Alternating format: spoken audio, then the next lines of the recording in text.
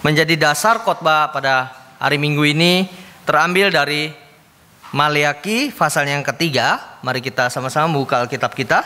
Maleakhi pasal yang ketiga ayat 1 sampai ayat yang ke-12 saya akan bacakan bagi setiap kita.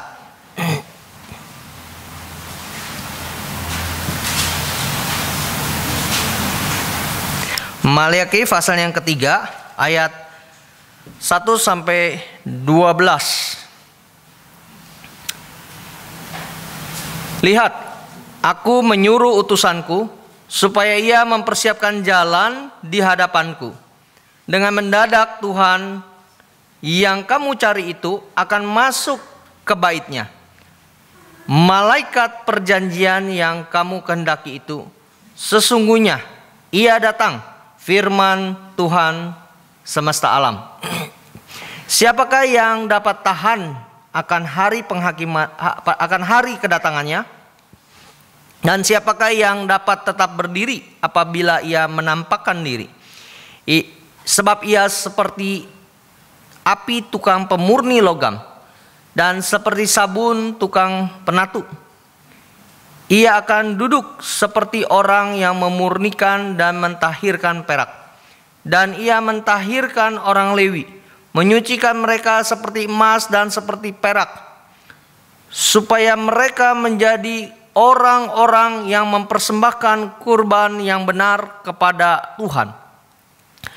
Maka persembahan Yehuda dan Yerusalem akan menyenangkan hati Tuhan seperti pada hari-hari dahulu kala dan seperti tahun-tahun yang sudah-sudah.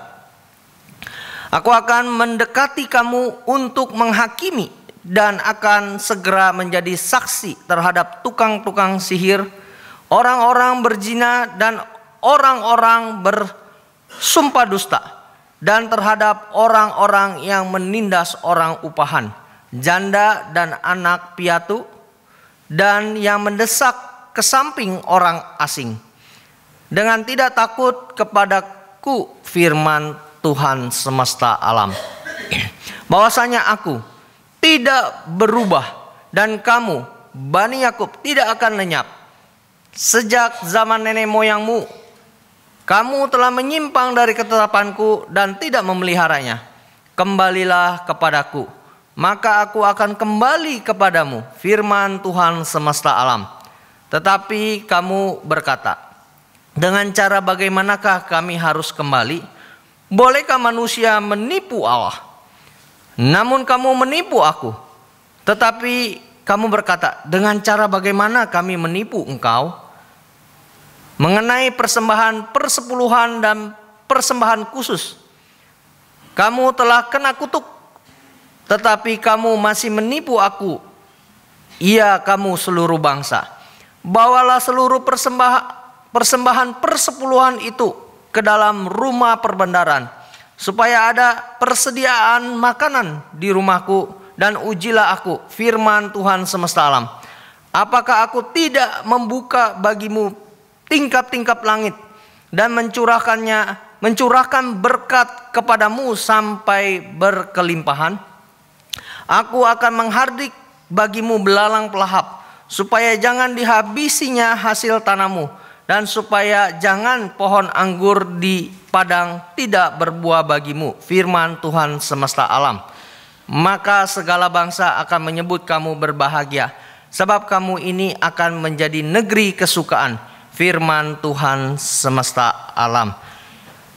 Demikianlah Injil Yesus Kristus. Yang berbahagia ialah yang mendengarkan firman Allah dan yang memeliharanya. Haleluya.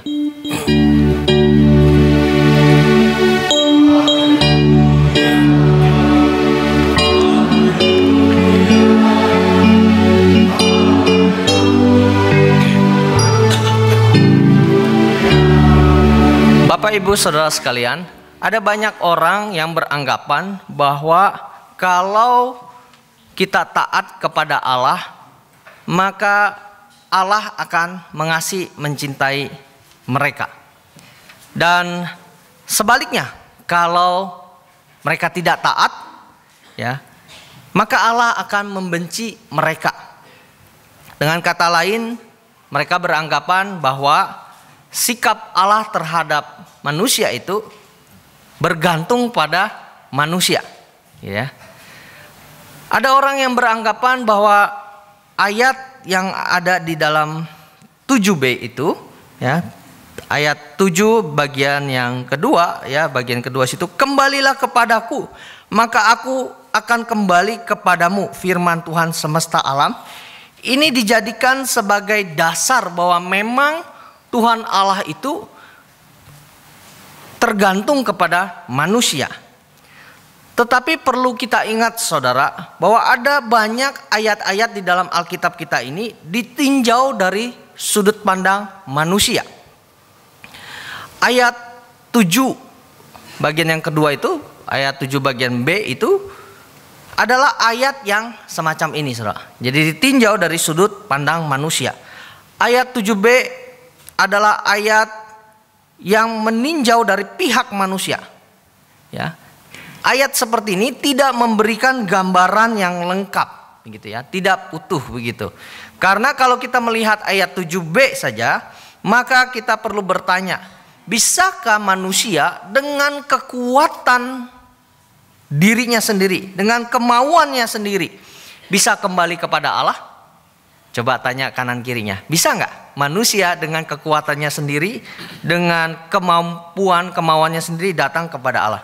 Nah, kalau kita membaca Injil Yohanes pasal 6 misalnya, ayat 44 dan ayat 65, maka jelas tidak bisa jawabannya, saudara. Karena orang bisa datang kepada Tuhan, kepada Yesus Kristus itu karena Allah telah bekerja terlebih dahulu di dalam dirinya, ya. Sehingga manusia yang berdosa itu bisa menyadari dirinya, menginsafi dirinya, dan membutuhkan juru selamat, ya, bertobat, datang kepada Tuhan. Itu karena ada pekerjaan Roh Allah yang bekerja di dalam dirinya. Nah, kalau kita melihat secara keseluruhan seperti ini, maka jelaslah bukan Allah yang tergantung kepada manusia, tetapi manusialah yang bergantung kepada Allah, yang tergantung kepada Allah. Kalau Allah tergantung dengan manusia, maka itu berarti Allah berubah-ubah. Karena manusia juga berubah-ubah. Manusia itu konsisten di dalam keberubahan dia, ya, sedangkan Allah tidak berubah-ubah. Nah, ayat 6 jelas sekali di dalam Maleakhi 3 itu mengatakan Allah tidak berubah, ya. Terjemahan hurufiah dari ayat 6 di Maleakhi 3 itu adalah, aku Tuhan tidak berubah dan kamu anak-anak Yakub tidak dihancurkan, ya.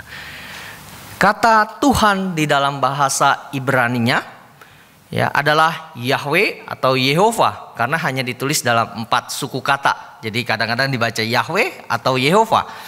Nah, kalau dilihat dari Keluaran, kisah Keluaran, saudara tahu, ya, waktu umat Israel dipanggil keluar dari Mesir di Keluaran 3 ayat 14 dan ayat yang ke-15, itu berarti aku adalah aku. Itu nama Tuhan. Waktu Musa bertanya kepada Tuhan, siapa dia gitu, ya. Nah, Tuhan menjawab, aku adalah aku, yang menunjukkan ketidakberubahan Allah. Lalu pada ayat yang ke-6 itu masih ditambahkan lagi, ya, dengan kata-kata tidak berubah. Jadi ayat 6 dari Maleakhi 3 ini sangat menekankan ketidakberubahan Allah. Saudara percaya Allah tidak berubah? Percaya? Inilah yang menyebabkan ia tidak menghancurkan Israel, saudara. Ya, padahal saudara tahu bagaimana sifat dan sikap orang Israel, bahkan di zaman Maleakhi dan zaman Tuhan Yesus.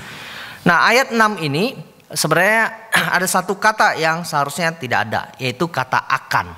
Ya, jadi terjemahannya, ya, aku Tuhan tidak berubah dan kamu anak-anak Yakub tidak dihancurkan.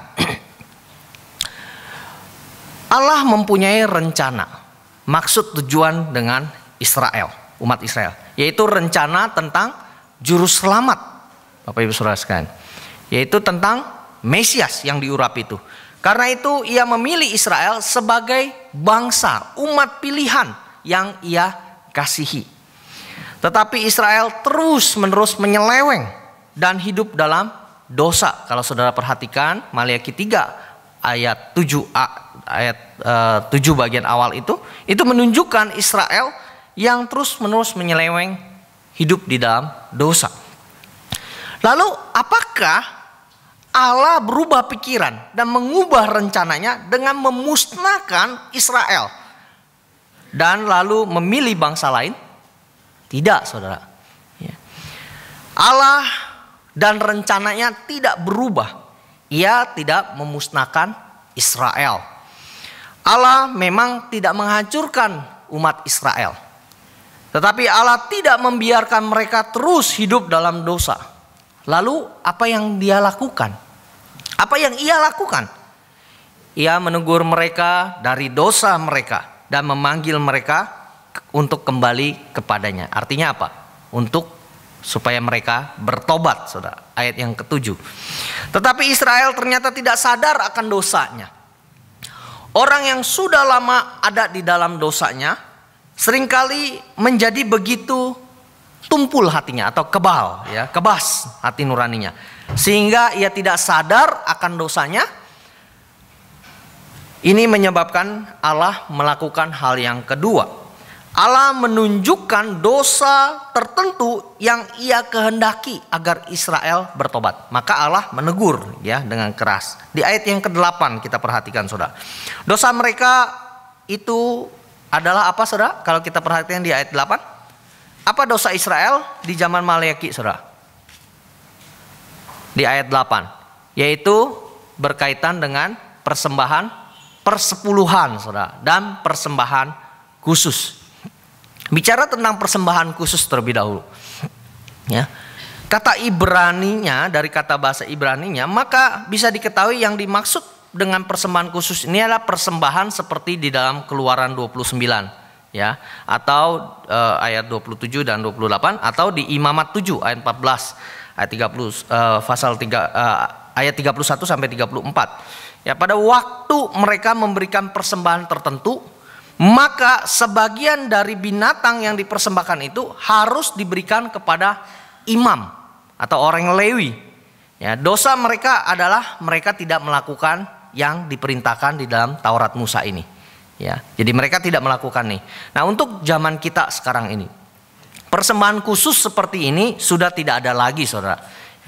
Karena semuanya ini termasuk hukum seremonial. Apa itu hukum seremonial? Ini adalah hukum yang berhubungan dengan upacara keagamaan, saudara, yang sudah tidak berlaku lagi sejak kedatangan Tuhan Yesus. Menurut Efesus 2 ayat 15. Saya akan membacakannya. Efesus 2 ayat 15, saudara.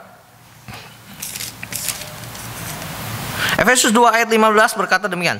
Sebab dengan matinya sebagai manusia, Ia telah membatalkan hukum Taurat dengan segala perintah dan ketentuannya, untuk menciptakan keduanya menjadi satu manusia baru di dalam dirinya, dan dengan itu mengadakan damai sejahtera.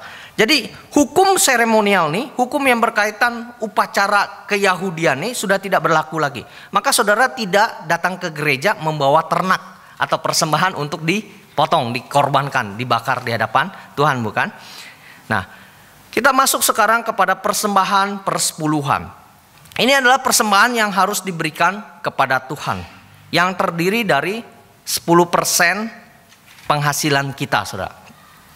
Sejarah persembahan persepuluhan. Abraham memberikan persembahannya kepada Melkisedek, ada di Kejadian 14. Kemudian Yakub bernazar akan memberikannya kepada Tuhan di Kejadian 28. Kemudian sejak zaman Musa, maka persembahan persepuluhan ini bukan lagi merupakan persembahan yang bersifat sukarela, tetapi diharuskan oleh Taurat Musa. Jadi waktu di zaman Musa itu bukan sukarela lagi, tapi di zaman Kejadian sukarela. Yakub, Abraham sukarela memberikannya. Nah, di dalam Imamat 27 ayat 30, khotbah kapan itu? Khotbah minggu yang lalu, dari Imamat 27, dikatakan persembahan persepuluhan itu adalah milik siapa, saudara? Milik siapa? Imam? Orang Lewi? Imam besar? Menurut Kejadian tadi ayat hafalannya juga ada. Milik Tuhan, saudara. Ya, milik Tuhan. Karena itu lihatlah apa yang dikatakan Maliaki dalam ayatnya yang ke-8 tentang orang yang tidak memberikan persembahan itu. Persembahan persepuluhan. Di ayat 8 itu ada kata menipu, bukan? Ya, Alkitab saudara dan Alkitab saya sama nggak? Ada kata apa? Menipu, ya. Nah, ini terjemahan yang kurang tepat, saudara.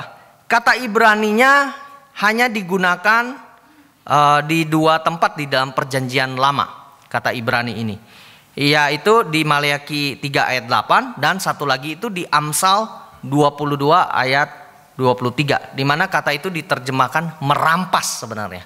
Jadi kalau di dalam kebanyakan Alkitab bahasa Inggris, versi bahasa Inggris itu diterjemahkannya sebagai rob. Ya, rob itu merampok begitu, saudara.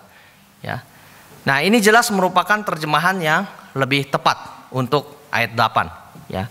Memang ada versi tertentu dalam bahasa Inggris memberikan catatan kaki di bawahnya. Bisa juga ada kemungkinan diterjemahkan lain seperti menipu atau menggelapkan uang. Tapi itu di catatan kakinya di bawah. Nah, jadi orang yang tidak memberikan persembahan persepuluhan di zaman Maliaki itu, di zaman perjanjian lama itu, dianggap merampok atau menggelapkan uang Tuhan. Itu adalah milik Tuhan dan harus diberikan kepada Tuhan, saudara. Apakah saudara memberikan persepuluhan dengan setia? Atau apakah saudara adalah perampok, orang yang menggelapkan uang Tuhan? Ya. Nah, pada zaman Tuhan Yesus hidup dalam dunia, ya, pada zaman Tuhan Yesus dia hidup dalam dunia, hukum tentang persembahan persepuluhan tetap berlaku, saudara. Ya, masih berlaku. Misalnya kita bisa lihat di Injil Lukas, gitu ya, pasal 18 ayat 12, kemudian di Matius. Nah, ini dipakai sebagai dasar untuk mengatakan bahwa hukum itu masih berlaku hingga saat ini untuk persepuluhan. Memang ada orang yang beranggapan bahwa dalam perjanjian baru persembahan persepuluhan sebetulnya sudah tidak berlaku lagi. Itu bagi sebagian orang. Tetapi mereka juga menambahkan bahwa dalam perjanjian baru seluruh milik kita adalah milik Tuhan. Termasuk apa, saudara? Kesehatan kita, kekuatan kita, pikiran kita, tenaga kita, waktu kita, dan lain sebagainya. Ya. Dan kita harus menggunakan 100% milik penghasilan kita ini untuk kemuliaan Tuhan. Apa sih tujuan persembahan persepuluhan, saudara? Tujuan persembahan persepuluhan yang pertama itu adalah untuk makan bersama. Kalau kita memperhatikan kitab Taurat Musa di Ulangan, ya. Ulangan 14, ya, menunjukkan bahwa persembahan persepuluhan itu digunakan untuk makan bersama-sama dengan orang Lewi. Kemudian di ayat Ulangan 14 ayat 28 dan 29 itu menunjukkan bahwa 3 tahun sekali persembahan persepuluhan itu digunakan untuk makan bersama dengan orang Lewi, orang asing, janda, yatim piatu, orang miskin dan lain sebagainya. Itu 3 tahun sekali. Nah, yang kedua, tujuan persembahan persepuluhan itu untuk menghidupi orang Lewi di zaman perjanjian lama. Suku Lewi itu tidak terlibat di dalam penyembahan anak lembu emas waktu kisah keluaran itu zaman dahulu. Dan karena itu mereka dijadikan suku yang melayani Tuhan, saudara.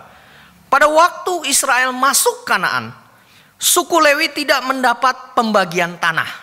Ya, karena dia melayani Tuhan saja. Jadi dia tidak punya tanah warisan gitu. Pembagian tanah yang direbut dari orang-orang Kanaan. Ya. Nah, untuk biaya hidup mereka, maka suku-suku yang lain harus memberikan persembahan persepuluhan. Dalam perjanjian baru pun dikatakan bahwa hamba Tuhan harus hidup dari pelayanan. Ya. Misalnya di 1 Korintus, Timotius begitu ya. Saya tidak sebutkan ayatnya satu persatu. Nah, pada zaman Nehemia, karena persembahan persepuluhan tidak diberikan, maka orang Lewi terpaksa meninggalkan pelayanan dan bekerja di ladang. Itu di zaman Nehemia. Nah, karena tujuan persembahan persepuluhan ini adalah untuk membiayai kehidupan pelayan hamba Tuhan, maka jelas bahwa persembahan ini harus diberikan kepada gereja, rumah Tuhan. Ya. Untuk itu mari kita perhatikan Maliaki 3 tadi, ayatnya yang ke-10. Bawalah seluruh persembahan itu kemana, saudara? Ayat 10. Ke dalam rumah perbendaharaan. Ya, yang dimaksud di situ di zaman itu adalah bait Allah. Ya. Kemudian Ulangan 12 ayat 5 sampai yang 7. Kesanalah harus kamu bawa persembahan persepuluhan itu, ya, ke kemah suci, kemah pertemuan. Ya, tempat tabut Allah ada. Nah, jadi janganlah memberikan persepuluhan kepada orang miskin, panti asuhan, korban bencana alam dan lain sebagainya. Kalau saudara mau memberikan kepada orang miskin, panti asuhan, korban bencana alam dan lain sebagainya, saudara harus menyisihkan dari 90% yang tersisa setelah dipotong persepuluhan tadi itu. 10% untuk Tuhan dan gereja. Tapi saudara memberikannya sesuai dengan kemampuan dan kerelaan saudara yang dari 90% itu. Nah, pelanggaran terhadap hukum persembahan persepuluhan ini terjadi ya di zaman Raja Hizkia. Kemudian di Nehemia tadi sudah dijelaskan. Juga di zaman Maliaki. Maka kitab ini diberikan kepada kita. Ya. Ayat 9 ya, di zaman Maliaki itu, Maliaki 3 ayat 9 dikatakan, kamu seluruh bangsa. Seluruh bangsa itu berarti semuanya, saudara. Ya. Jadi pelanggaran ini dilakukan bukan hanya 1 atau 2 orang, tapi seluruh bangsa. Kemudian di ayatnya yang ke-10 dari Maliaki 3 itu, bawalah seluruh persembahan persepuluhan dan seterusnya. Bawalah seluruh. Jadi mungkin ada yang memberikan di bawah 10%. Tetapi Tuhan tidak senang dengan ketaatan yang sebagian. Pada zaman ini, ya, pada zaman sekarang ini mungkin banyak orang yang tidak memberikan persembahan persepuluhan. Ada yang hanya memberikan sebagian atau kurang dari 10%. Ada yang hanya kadang-kadang memberi sebulan sekali atau setahun sekali. Ada yang bahkan tidak memberi sama sekali. Itu sebabnya banyak gereja kekurangan uang. Ya, contohnya di Eropa, saudara. Ya, di Jerman, negara-negara seperti Belanda, karena memang orangnya juga berkurang. Nah, bisa kita lihat bahwa pada waktu mereka memberikan persembahan, tidak memberikan persembahan itu, mereka dihukum. Ayat 9 dan 12. Mereka dikatakan kena kutuk, saudara. Ya. Ayat 9 terjemahan seharusnya, kamu kena kutuk karena kamu merampok aku. Ya, kamu seluruh bangsa. Kemudian di ayat 10 bagian B, Allah tidak memberikan hujan atau berkat kepada mereka. Ya, tidak membuka tingkap di langit dan mencurahkan berkat. Ya, jadi membuka tingkap di langit dan mencurahkan berkat itu bisa diartikan sebagai hujan biasa. Ya, hujan biasa aja gitu.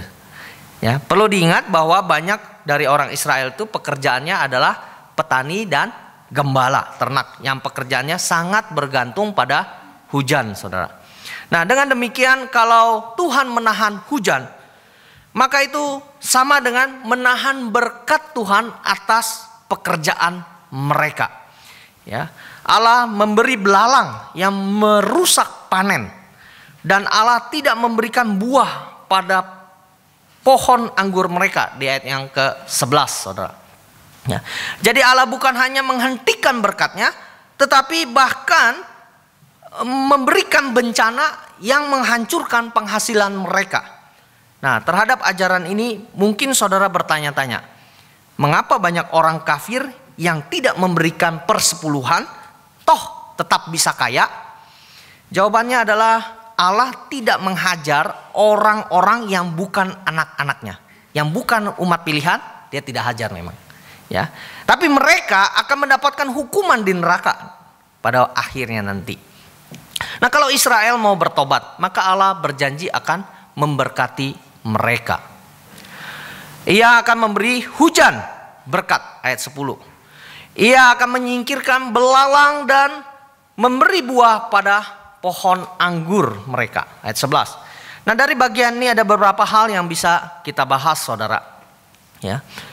Segala sesuatu itu bergantung kepada Tuhan. Hujan, belalang, buah, semua tergantung pada Tuhan. Ayat 10 dan 11. Jadi sukses tidaknya pekerjaan kita, lancar atau tidaknya usaha kita, semua tergantung kepada Tuhan, saudara. Ya. Jadi segala sesuatu yang dihasilkan dari pekerjaan, bahkan segala milik kita, sebetulnya adalah pemberian Tuhan. Kalau kita menyadari hal ini, sebetulnya tidak akan sukar bagi kita untuk memberikan 10% dari penghasilan kita kepada Tuhan. Kita sebetulnya hanya mengembalikan 10% dari apa yang Tuhan sudah berikan kepada kita sebanyak 100% itu. Kalau kita membandingkan dengan Kejadian 28 ayat 22 yang berbunyi, dari segala sesuatu yang engkau berikan kepadaku akan kupersembahkan 1/10 kepadamu. Itu baru sebagian saja, saudara. Persepuluhan itu sebetulnya menunjukkan iman kepercayaan kita bahwa semua yang diberikan itu adalah segala sesuatu yang menjadi milik kita itu adalah pemberian Tuhan. Meskipun kita hanya mempersembahkan persepuluhan gitu ya, 10%-nya. Nah, banyak orang menjadi miskin karena tidak memberikan persepuluhan. Dan bukannya tidak memberi persepuluhan karena miskin, saudara. Ya. Banyak orang tidak memberi persepuluhan ya, bukan karena dia miskin ya. Tapi banyak orang menjadi miskin karena tidak memberikan persepuluhan ya. 2 Korintus 9 ayat 6a ya. 2 Korintus 9 ayat 6a. Saya buka 2 Korintus 9 ayat 6 ya. Camkanlah ini, orang yang menabur sedikit akan menuai sedikit juga, dan orang yang menabur banyak akan menuai banyak juga. Ya. Nah, orang yang mau Tuhan cukupi kebutuhannya dulu, bahkan berlimpah-limpah dulu, baru memberikan persepuluhan. Ya, banyak orang seperti itu. Banyak orang mau Tuhan mencukupkan terlebih dahulu kebutuhan saya, baru saya memberi persepuluhan. Tapi ini terbalik, saudara. Tuhan menghendaki kita memberikan persepuluhan dulu, baru Ia memberkati kita, saudara. Ya. Nah, bandingkan juga dengan Matius 6 ayat 33, kemudian 1 Raja-Raja. Kedua bagian ini mengajarkan bahwa kita harus mengutamakan Tuhan terlebih dahulu. Kalau kita mau melakukan hal itu, maka pastilah Tuhan akan mencukupkan segala kebutuhan kita. Nah, saudara mungkin berkata, dengan 100% saja ya, penghasilan saya saat ini, saya tidak bisa mencukupi kebutuhan keluarga saya. Lalu bagaimana saya bisa ya, lalu bagaimana bisa cukup kalau penghasilan saya masih harus dipotong 10% untuk diberikan kepada Tuhan? Yang 100% saya nggak cukup, apalagi 10% mesti kasih Tuhan, tinggal 90% ya. Nah, untuk jawaban ini perlu ya saya jelaskan bahwa kalau saudara memberikan persepuluhan, maka Tuhan akan memberikan berkat. Ini bisa Ia lakukan dengan menambah penghasilan kita, atau menyuruh orang memberi uang kepada saudara, atau mungkin proyek, usaha begitu ya. Atau bisa saja Tuhan menyingkirkan belalang dari kehidupan saudara. Mungkin selama ini saudara tidak cukup karena adanya belalang itu yang bisa berbentuk bermacam-macam hal, saudara. Seperti anak sakit lah, jadi butuh biaya pengobatan. Kendaraan rusak lah, dan semua pengeluaran yang tak terduga lainnya, pengeluaran ekstra lainnya. Nah, kalau belalang itu disingkirkan oleh Tuhan, maka bisa saja dengan 90% penghasilan saudara, saudara justru bisa mencukupi kebutuhan saudara, kebutuhan hidup keluarga saudara. Nah, apakah semua ini mengajarkan teologi kemakmuran, saudara? Ya. Apakah teologi kemakmuran itu betul? Tidak, saudara. Hal ini penting sekali untuk kita ketahui bahwa antara perjanjian lama dan perjanjian baru itu ada perbedaan yang sangat besar. Ya, dalam perjanjian lama Tuhan menjanjikan berkat kalau Israel taat kepadanya. Ya, tetapi penekanan dari berkat itu adalah pada hal-hal yang jasmani. Jadi di perjanjian lama penekanan berkat itu adalah pada hal-hal jasmani. Ya, coba katakan satu sama lain. Perjanjian lama PL, ya, berkat-berkat itu jasmani. Ya, ya. Perjanjian lama PL itu berkat itu adalah jasmani, ya, hal-hal yang jasmani. Nah, dalam perjanjian baru kalau kita taat, kita juga akan diberkati, saudara. Ya, tetapi penekanan berkat di sini adalah pada berkat rohani. Ya, kalau saudara perhatikan 2 Korintus 9, ya, ayat 6 dan ayat 11, kadang-kadang dalam persembahan pun sering dikutip, ya, disampaikan.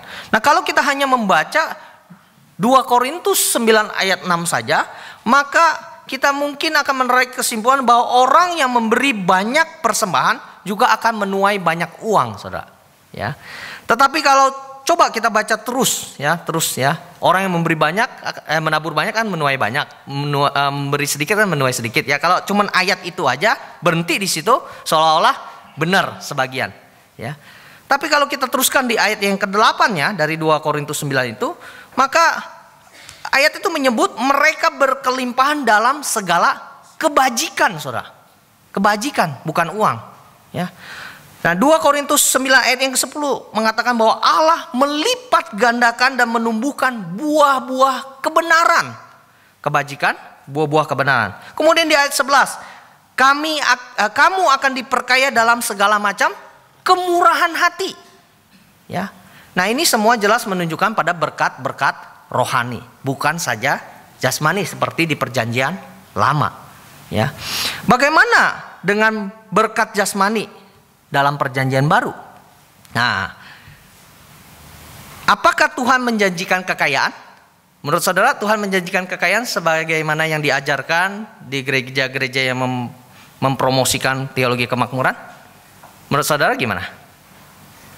Sama sekali tidak, saudara. Ya, 2 Korintus 8 ayat 1 sampai 6 itu menceritakan tentang jemaat Makedonia yang memberi lebih banyak daripada kemampuan mereka. Jadi jemaat Makedonia itu jemaat yang minim, tapi dia bisa memberi lebih banyak dari kemampuan mereka. Itu dipuji oleh Paulus dan tentu di hadapan Tuhan. Tetapi mereka tidak menjadi kaya dengan memberi itu. Mereka tidak jadi kaya. Tetap aja jemaat Makedonia hidup berkecukupan. Bahkan ya Paulus katakan mereka sebenarnya juga kekurangan sebenarnya, begitu ya. Nah, demikian pula dengan orang-orang yang menjual rumah dan tanahnya lalu mempersembahkannya kepada Tuhan di dalam Kisah Para Rasul. Ya, tidak pernah dikatakan bahwa mereka kemudian menjadi kaya, menerima banyak rumah. Rasul-rasul pun yang mengikut Tuhan, termasuk Paulus, adalah orang-orang saleh, tetapi mereka tidak menjadi kaya dalam hal jasmani. Nah, jadi dalam perjanjian baru, dalam hal jasmani, Tuhan tidak menjanjikan kelimpahan, saudara, tetapi Ia menjanjikan kecukupan. Ya, katakan, Ia menjanjikan kecukupan, saudara. Ia menjanjikan kecukupan. Ya, dalam arti apa, saudara? Orang Kristen tidak perlu mengemis, berhutang, atau mati kelaparan dan lain sebagainya. Ya, nah ini janji. Ya, janji ini bisa saudarakan dalam Matius 6 ayat 25 sampai ayat 23. Ya, Matius 6, janganlah khawatir, ya kan? Burung-burung di udara dia pelihara, ya, padang rumput gitu ya. Bahkan Tuhan dandanin gitu ya, apalagi kita. Nah, juga kalau saudara memperhatikan doa Bapa kami yang setiap minggu kita ucapkan di dalam Matius 6, ya. Tuhan Yesus tidak mengajarkan supaya kita meminta jadi kaya atau berlimpah-limpah, tetapi supaya kita apa? Cukup, saudara. Ya, berikanlah kami pada hari ini makanan kami, bukan yang berkelimpahan, tapi yang secukupnya, saudara. Sebab kalau kebanyakan, nanti saudara akan kolesterol, diabetes, obesitas, kegemukan dan lain sebagainya. Benar, saudara? Benar kalau makan kelebihan, ya kan? Ya, triglycerid misalnya jadi tinggi misalnya, dan lain sebagainya. Nah, pertanyaan yang mungkin timbul, mengapa perjanjian lama berbeda dengan perjanjian baru, saudara? Pernahkah saudara bertanya, apakah Tuhan berubah? Oh, di perjanjian lama Tuhan seperti ini, perjanjian baru Tuhan berubah nih. Apakah Tuhan berubah? Tidak, saudara. Tuhan tidak berubah. Tapi caranya menunjukkan kasihnya, menunjukkan cintanya berubah. Sebagai ilustrasi, saudara. Sekarang saya punya anak 6 tahun, ya. Mungkin dia masih bisa saya perlakukan, ya, dengan kasih, saya gendong, saya peluk begitu ya. Tapi kalau anak saya udah 17 tahun, 18 tahun, atau apalagi udah pemudi, tentu cara saya memperlakukan, saya tetap mengasihi dia, tapi cara saya memperlakukan kasih dia tidak seperti waktu masih balita atau masih kecil sekarang ini, ya. Maka sekarang ini dia tidak suka begitu ya, misalnya kalau di depan umum saya cium begitu ya, dia lari begitu ya, dia nggak suka. Tahu sama mamanya dia suka begitu. Nah, itu cara memperlakukannya. Dan memang orang juga masing-masing punya bahasa kasih yang berbeda-beda. Ini sebagai ilustrasi saja. Maka Maleakhi 3 ini tidak mendukung teologi kemakmuran atau ajaran yang mengajarkan tentang kemakmuran. Nah, persembahan persepuluhan tanpa ketaatan dalam hal lain tidak akan dipedulikan oleh Tuhan. Jadi kalaupun kita masih rajin, taat memberikan persepuluhan, ya kita lakukan. Tapi yang terpenting dari hukum Taurat, dari hukum Tuhan itu tidak kita pedulikan, maka Tuhan juga tidak akan pedulikan. Ya, maka orang-orang di zaman Tuhan Yesus itu orang-orang Farisi, sampai ke bumbu dapur dia memberikan persembahan dari adas, jinten dan lain sebagainya. Dia berikan persepuluhan dari bumbu-bumbu dapur. Tapi yang terpenting yaitu keadilan, kebenaran, kasih, mereka tidak lakukan. Maka mereka ditegur oleh Tuhan sebagai orang-orang munafik, saudara. Ya. Jadi kalau kita memberikan persembahan persepuluhan tapi tidak taat dalam hal-hal lainnya, tetap saja Tuhan tidak akan mempedulikan. Ya. Kalau ada dosa dalam kehidupan kita, saudara, ya, jangan memberikan persepuluhan untuk menyogok Tuhan. Persepuluhan tidak bisa menggantikan ketaatan yang dituntut Tuhan atas diri kita. Ya, mungkin pada waktu kita punya satu toko, kita berdoa, Tuhan berkati saya. Lalu Tuhan tambahkan satu toko lagi, 2 toko cabang. Ya, buka cabang. Makin sibuk kan, saudara? Ya, ya berdoa, Tuhan berkati saya lebih lagi. Ya, waktu punya toko 1 masih datang ke gereja, ya masih melayani. Punya toko 2 udah nggak ada waktu lagi, saudara. Jadi tidak melayani meskipun masih ke gereja. Tapi Tuhan berkati lagi dengan 3 toko. Wah, makin sibuk lagi, saudara. Ya, sekarang ya ke gereja pun mulai jarang-jarang. Ya, pikir-pikir kirim duit aja cukup, begitu ya. Nah, tidak cari Tuhan lagi, ya, hanya kirim duit saja. Kira-kira akan diperkenan Tuhan tidak, saudara? Ya, saudara boleh jawab sendiri, ya. Jadi berkat itu kadang-kadang malah mengikat kita, ya. Tidak melayani, tidak lagi beribadah, saudara. Nah, persepuluhan juga tidak bisa menggantikan pelayanan yang dituntut Tuhan dari kita. Jangan memberikan persepuluhan lalu kita tidak melayani Tuhan dengan pikiran bahwa saudara sudah menggaji hamba Tuhan untuk melayani Tuhan. Ya. Ada satu gereja, saya tidak sebutlah nama gerejanya, nggak etis gitu ya, di Kelapa Gading. Itu worship leadernya, pemimpin pujiannya memang profesional, saudara. Ya, tapi karena di hire sebagai profesional, jemaatnya tidak terlibat aktif di dalam pelayanan sebagai pemusik maupun worship leader, karena dia bisa musik dan memimpin. Padahal kedudukan dia dengan kemampuan dia harusnya melatih jemaat supaya banyak yang terlibat di dalam pelayanan. Tapi efek negatifnya jemaat tidak melayani. Ya, dan ini sebenarnya tidak terlalu baik juga, begitu. Ya, sekalipun kita sudah memberikan 10% kepada Tuhan, kita tetap harus menggunakan 90% sesuai dengan kita harus memberikannya sesuai dengan kehendak Tuhan untuk kemuliaan Tuhan. Ya. Jadi motivasi pada waktu kita memberikan persembahan persepuluhan, janganlah memberi dengan terpaksa. Ya. Memang yang tidak memberi persembahan persepuluhan akan dihukum. Tetapi janganlah hanya karena takut dihukum, lalu saudara memberi persembahan persepuluhan. Jadi kita memberi itu bukan karena ketakutan, saudara. Harusnya dengan motivasi kasih. Karena saya mengasihi Tuhan, ya. Jadi 10% itu cuma batas minimal.